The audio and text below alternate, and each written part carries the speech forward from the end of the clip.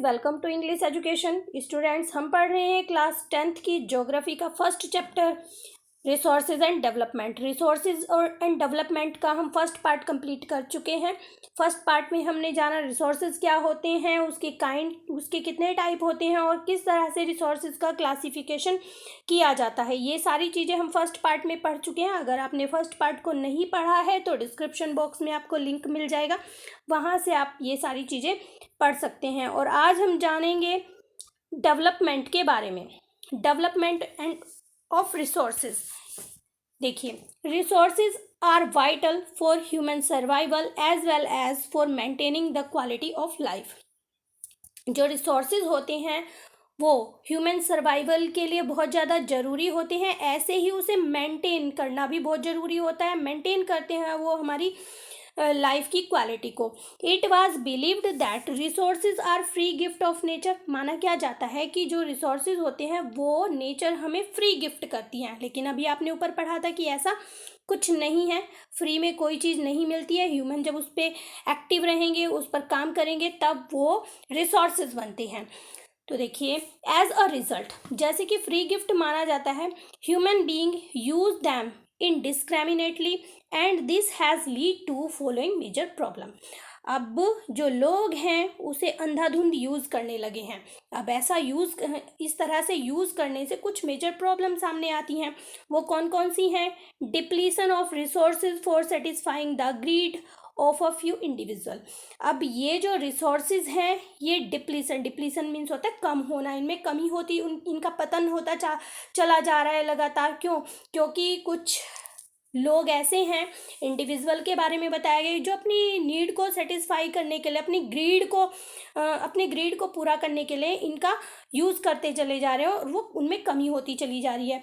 Accumulation of resources in few hand which in turn divided the society into two segment, haves and have not, और rich and poor। तो देखिए, मतलब accumulation हो गया है resources का, मतलब एक ही कुछ लोगों के हाथों में रह गए हैं रिसोर्सेज, सब लोग उन्हें यूज़ नहीं कर पाते हैं, जिसके कारण क्या हो रहा है, जो हमारी सोसाइटी है वो दो सेगमेंट में डिवाइडेड हो गई है। कुछ ऐसे हैं जिनके पास ये रिसोर्सेज हैं, कुछ ऐसे हैं जिनके पास ये रिसोर्सेज नहीं है। तो रिच और पुअर की कैटेगरी में लोग डिवाइड हो गए हैं, इसकी वजह से कि जो हमारे रिसोर्सेज हैं वो कुछ के हाथों में सिमट कर रह गए हैं। आगे देखते हैं। Discriminate exploitation of resources has lead to global ecological crisis such as global warming, ozone layer depletion, environmental pollution and land degradation। तो देखिए, ये जो भेदभाव हो रहा है, अंधाधुंध जो यूज़ हो रहा है रिसोर्सेज का, इससे क्या हो रहा है, इससे बहुत सारी मेजर प्रॉब्लम सामने आ रही हैं। जैसे कि ग्लोबल वार्मिंग हो रही है, ओजोन लेयर कम होती चली जा रही है, जो हमारा इन्वायरमेंट है उसमें पोल्यूशन बढ़ता चला जा रहा है, और जो हमारी लैंड है उसका पतन हो रहा है, लैंड डिग्रेडेशन होता चला जा रहा है लगातार। तो देखिए, an equitable distribution of resources has become essential for the sustain quality of life and global peace. अब ग्लोबल पीस बनाने के लिए या लाइफ को कंटिन्यू करने के लिए, लाइफ की जो क्वालिटी है उसको कंटिन्यू करने के लिए क्या करना ज़रूरी है, ये जो रिसोर्सेज है इनको बराबर मात्रा में डिवाइड करना, डिस्ट्रीब्यूट करना बहुत ज़्यादा ज़रूरी है। If the present trend of resources depletion by a few individual and countries continue, अगर ऐसा ही होता रहा, जैसे कि प्रेजेंट में ट्रेंड चल रहा है कि कुछ लोगों के हाथों में ये सब चीज़ें सिमट कर रह गई हैं, कुछ कंट्रीज़ के हाथों में ये सारी चीज़ें रह गई, अगर ऐसा ही चलता रहा, the future of our planet in danger, तो हमारा जो प्लैनेट है, अर्थ है, उसका जो फ्यूचर है वो खतरे में है। ठीक है, कि मतलब अंधाधुंध अगर इन रिसोर्सेज का हम यूज़ करेंगे और इसे मेंटेन नहीं करके रखेंगे तो क्या होगा कि जो हमारा प्लैनेट है वो खतरे में चला जाएगा। Therefore resources planning is essential for sustainable existence of all form of life. इसलिए जो रिसोर्सेज हैं उनको प्लान करना बहुत ज़रूरी है। सस्टेनेबल एग्जिस्टेंस का मतलब होता है कि मतलब आज का विकास करें, लेकिन कल का भी हम ध्यान रखें कि कल आने वाली जो जनरेशन है वो इस चीज़ से इफेक्टेड ना हो। तो कहा गया है कि प्लानिंग करना रिसोर्सेज का बहुत ज़्यादा ज़रूरी है। Sustainable existence is a component of sustainable development. ये डेवलपमेंट ही है। देखिए, आप पहले समझ लेते हैं सस्टेनेबल डेवलपमेंट क्या है। Sustainable economic development means development should take place without damaging the environment and development in present should not compromise with the need of the future generation. जैसा कि मैंने अभी आपको ऊपर बताया कि सस्टेनेबल डेवलपमेंट क्या होता है। सस्टेनेबल डेवलपमेंट होता है इकोनॉमिक डेवलपमेंट, हमारा आर्थिक रूप से विकास हो। और इस डेवलपमेंट का क्या मतलब है, सस्टेनेबल लगाया गया है कि हमें डेवलपमेंट तो करना है लेकिन हमें इन्वायरमेंट को डैमेज नहीं करना है। डेवलपमेंट करते करते हमें डेवलपमेंट इस तरह का करना चाहिए कि आने वाली जो जनरेशन है उसको कॉम्प्रोमाइज़ ना करना पड़े। देखते हैं, ये ऐसी जानकारी के लिए दिया गया है, ये आप खुद से पढ़ सकते हैं। अब किस तरह से हम रिसोर्सेज को प्लान कर सकते हैं, ठीक है, बहुत ही इंपॉर्टेंट है, बहुत बार क्वेश्चन यहाँ से आता है। Resource planning is a widely accepted strategy for judicious use of resources. Judicious means होता है उचित। तो हमें जो है प्लान करना चाहिए, एक स्ट्रेटजी बनानी चाहिए जिससे कि हम उचित यूज कर सकें, सही यूज कर सकें रिसोर्सेज का। It has importance in the country like India. और भारत जैसे देश में तो ये बहुत ही ज़्यादा महत्वपूर्ण है कि हमें इसको सही से यूज करना चाहिए। Which has enormous diversity in the availability of resources. मतलब इंडिया जैसी कंट्री जो है उसमें बहुत सारी विभिन्नताएं हैं अवेलेबिलिटी ऑफ रिसोर्सेज में, यानी कि अलग अलग जगह पर अलग अलग तरह के रिसोर्सेज पाए जाते हैं। There are regions which are rich in certain type of resources but are different in some other resources. मतलब एक रीज़न की बात की जा रही है, उसमें क्या है, कुछ रिसोर्सेज तो बहुत ज़्यादा है, एक टाइप के निश्चित तरह के रिसोर्सेज बहुत ज़्यादा हैं, वहीं पर वहाँ पर जो दूसरे रिसोर्सेज हैं उनकी कमी है। There are some region which can be considered self sufficient in term of availability of resources and there are some reason which have acute shortage of some vital resources। तो यही बात है कि यहाँ पर कुछ रीज़न ऐसे हैं जहाँ पर सुफिसेंट मात्रा में, बहुत अधिक मात्रा में कुछ तरह के रिसोर्सेज हैं जो वहाँ पर अवेलेबल होते हैं, और वहीं पर जो दूसरे रिसोर्सेज हैं उनकी बहुत ज़्यादा, जो इम्पोर्टेंट रिसोर्सेज हैं, वाइटल मीन्स होता है इम्पोर्टेंट, जो इम्पोर्टेंट रिसोर्सेज हैं उनकी शॉर्टेज होती है, उनकी कमी होती है। फॉर एग्जाम्पल के लिए देख लेते हैं। The state of Jharkhand, Chhattisgarh and Madhya Pradesh are rich in minerals and coal deposit. तो जहाँ तक है हम झारखंड की, छत्तीसगढ़ की और मध्य प्रदेश की बात करते हैं तो उनमें बहुत ज़्यादा मिनरल्स पाए जाते हैं, कोल डिपॉजिट्स पाए जाते हैं। Andhra Pradesh has abundance of water resources but lack of infrastructural development. तो देखिए यहाँ पर बताया गया आंध्र प्रदेश के, अरुणाचल प्रदेश की बात की जा रही है कि वाटर रिसोर्सेज वहाँ पर बहुत हैं लेकिन वहाँ पर जो है इंफ्रास्ट्रक्चरल की डेवलपमेंट की बहुत कमी है। क्या होते हैं ये, जैसे रोड है, हॉस्पिटल है, ये सारी चीज़ें बहुत ज़्यादा वहाँ पर इनकी कमी देखी जाती है, यानी कि टेक्नोलॉजी वहाँ पर कम है। The state of Rajasthan is very well endured with solar and wind energy but lack of water resources. अब राजस्थान की बात करें तो वहाँ पर सोलर एनर्जी और विंड एनर्जी बहुत ज़्यादा पाई जाती है बट वहाँ पर कमी पाई जाती है वाटर रिसोर्सेज की। द कोल्ड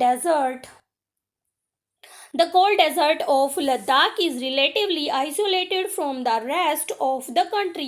मतलब जो लद्दाख है वो आइसोलेटेड है, मतलब कुछ अलग सा है वो दूसरे पार्ट से। It has very rich cultural heritage but it is डिफिशेंट in water. मतलब दूसरे कल्चर हेरिटेज वहाँ पर बहुत है लेकिन वहाँ पर वाटर की बहुत कमी पाई जाती है। Infrastructure are some vital minerals, जैसे कि इंफ्रास्ट्रक्चर की कमी है, वहाँ पर कुछ जरूरी मिनरल्स हैं उनकी बहुत ज़्यादा कमी देखी जाती है।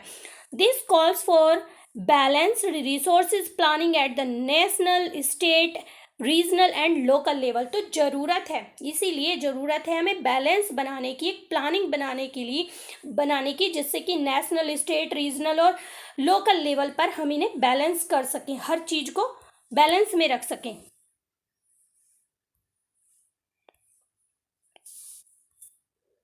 देखते हैं रिसोर्स प्लानिंग इन इंडिया। तो किस तरह से हम इंडिया में रिसोर्स को प्लान कर सकते हैं, हम यहाँ पर जान लेते हैं। Resource planning is a complex process which evolves. तो देखिए यहाँ पर हम जानेंगे 3 प्लानिंग बताई गई हैं कि किस तरह से हम रिसोर्स को प्लान कर सकते हैं।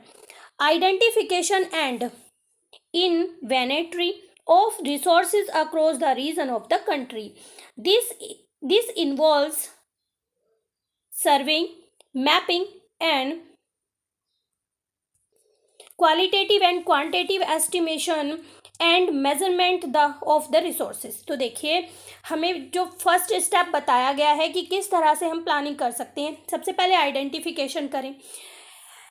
इन्वेंटरी होता है एक लिस्ट बनाना, हम रिसोर्सेज की लिस्ट बनाएं across the region of the country, मतलब किसी पर्टिकुलर रीजन में कंट्री के हम रिसोर्सेज की लिस्ट बनाएं और फिर हम उन पर सर्वे करें, निरीक्षण करें, उसका मैप बनाएं, उसकी क्वालिटी को देखें, उसकी क्वांटिटी को देखें, फिर एक अनुमान लगाकर उसका मेजरमेंट करें सभी रिसोर्सेज का। तो ये सारी चीज़ें हम कर सकते हैं। आगे देखते हैं सेकंड क्या बताया गया है।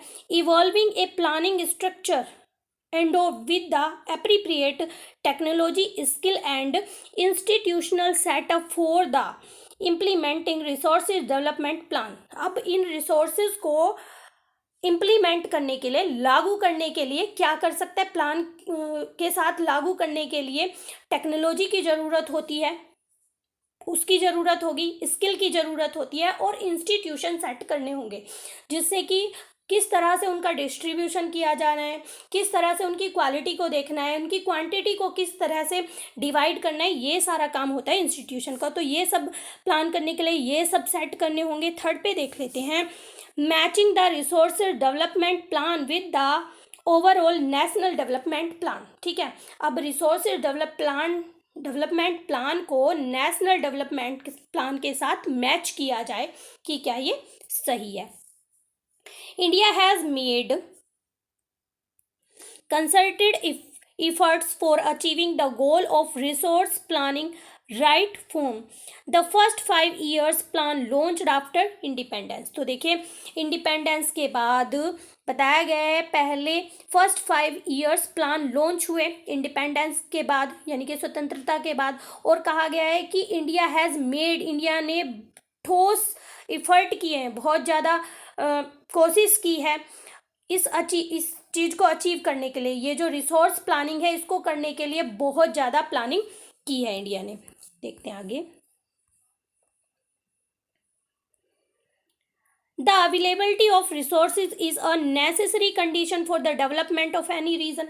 ये जो अवेलेबिलिटी है रिसोर्सेज की ये बहुत ज़्यादा जरूरी है, किसके लिए, किसी भी रीजन के डेवलपमेंट के लिए। But more availability of resources in the absence of corresponding change in technology and institution may hinder development।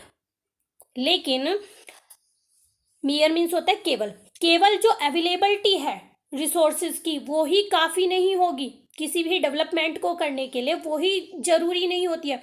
उसके लिए हमें टेक्नोलॉजी की भी ज़रूरत होती है, उसके लिए हमें इंस्टीट्यूशन की भी ज़रूरत होती है इस डेवलपमेंट को आगे बढ़ाने के लिए। There are many region in our country that are rich in resources but these are included in economically backward region. देखिए यहाँ पर बहुत सारे हमारे देश में बहुत से रीजन ऐसे हैं जिनमें बहुत ज़्यादा रिसोर्सेज हैं, रिच रिसोर्सेज हैं, बट वो अभी भी आर्थिक रूप से पिछड़े हुए हैं। क्यों है ऐसा कि वो अभी भी इतने रिच रिसोर्सेज होने के बावजूद भी आर्थिक रूप से पिछड़े हुए हैं।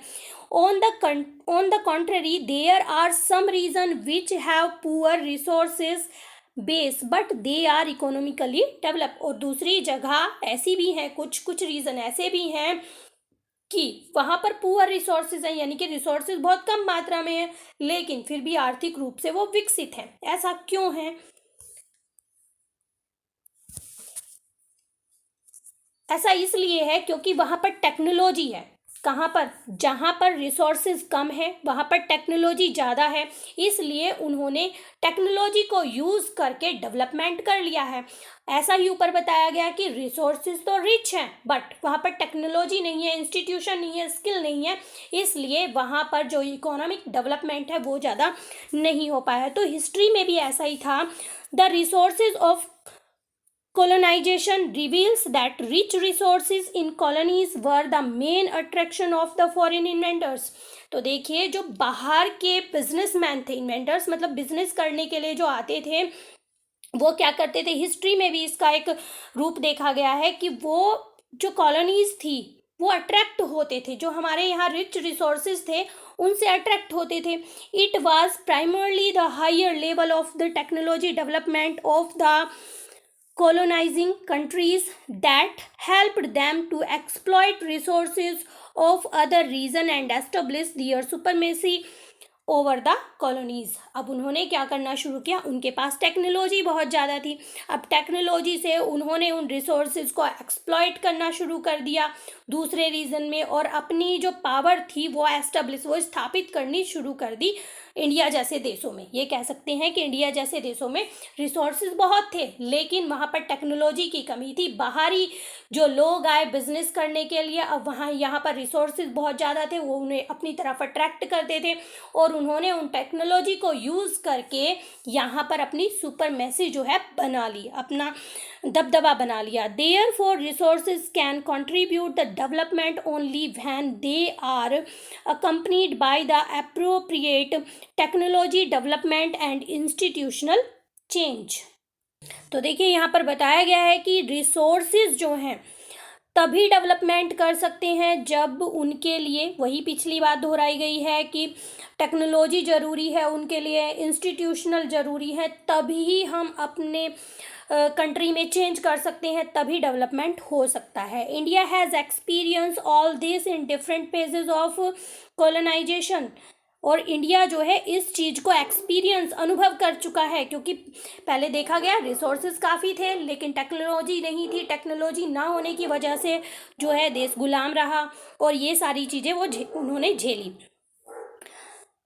Therefore, in India, development in general and resource development in the particular does not only involves the availability of resources but also the technology, quality of human resources and the historical experience of the people। तो ये सारी चीज़ें मिलाकर बताया गया है कि जो अवेलेबिलिटी है रिसोर्सेज की वो भी ज़रूरी है, लेकिन टेक्नोलॉजी ज़रूरी है, टेक्नोलॉजी मस्ट है, और जो क्वालिटी है और जो ह्यूमन की स्किल है वो सारी चीज़ें ज़रूरी है, क्योंकि जो लोग हैं इंडिया के इस चीज़ को पहले एक्सपीरियंस कर चुके हैं।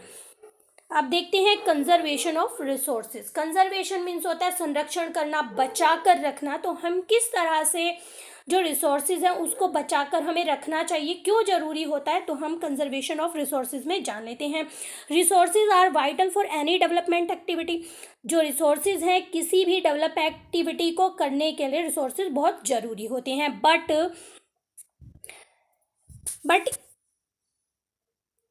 irrational consumption and over utilization of resources may lead to socio-economic and environmental problem। लेकिन ये जो इतना ज़्यादा यूज़ हो रहा है इन सब रिसोर्सेज का, इससे क्या बढ़ सकता है, सोशल, इकोनॉमिक और इन्वायरमेंट में प्रॉब्लम खड़ी हो सकती है, यानी कि सामाजिक, आर्थिक और वातावरण में भी ये सारी प्रॉब्लम आ सकती हैं। To overcome these problems resources conservation at various level is important. ये सारी प्रॉब्लम्स को ख़त्म करने के लिए, ऊपर उठने के लिए इनसे हमें क्या करना है, रिसोर्सेज को कंजर्वेशन करना है बहुत से लेवल्स पर, और ये बहुत ज़रूरी है। This had been the main concern of the leaders and thinkers in the past। और ये सारी चीज़ें जो पास्ट में लीडर्स थे, थिंकर्स थे, वो भी इसके बारे में सोचते थे। फॉर एग्जाम्पल के लिए Gandhi ji was very apt इन, गांधी जी इस बात के लिए बहुत सही थे। Voicing his concern about the resources, उन्होंने आवाज़ उठाई थी रिसोर्सेज के बारे में। कंजर्वेशन इन दीज वर्ड, क्या कहकर उन्होंने कहा था, there is enough for everybody.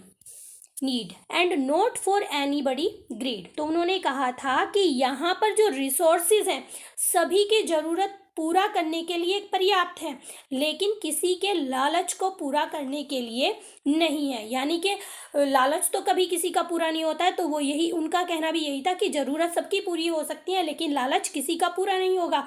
He place the greedy and selfish individuals and exploitative nature of the modern technology as the root cause of resources depletion at the global level।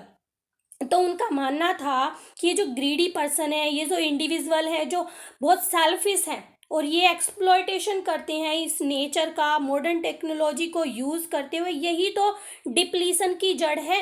यही इन्होंने ही तो इन resources को ख़त्म कर दिया है। धीरे धीरे जो प्लैनेट है वो ख़त्म होने के कगार पर जा रहा है और ये ग्लोबल लेवल पर हो रहा है, यानी कि हर जगह हो रहा है। He was against mass production and wanted to replace it with the production by masses. वो क्या चाहते थे कि मास प्रोडक्शन ना हो, कि व्यक्तियों को देखते हुए प्रोडक्शन ना हो, लेकिन जो मासेस हैं, जो ह्यूमंस हैं, वो प्रोडक्शन करें। यानी कि अपनी ज़रूरतों को पूरा करने के लिए प्रोडक्शन करना चाहिए, उनका उसका ओवर यूज़ नहीं करना चाहिए। उनका कहने का मतलब था ये, और वो लगातार इस चीज़ के लिए आवाज़ उठाते रहते थे। तो आज के पार्ट को हम अपना यहीं कंप्लीट करते हैं। आगे का जो चैप्टर है वो उसे हम थर्ड पार्ट में पूरा करेंगे।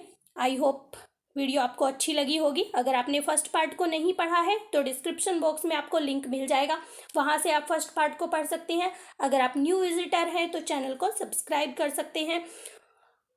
तो मिलते हैं अपने नेक्स्ट टॉपिक में, तब तक के लिए बाय बाय।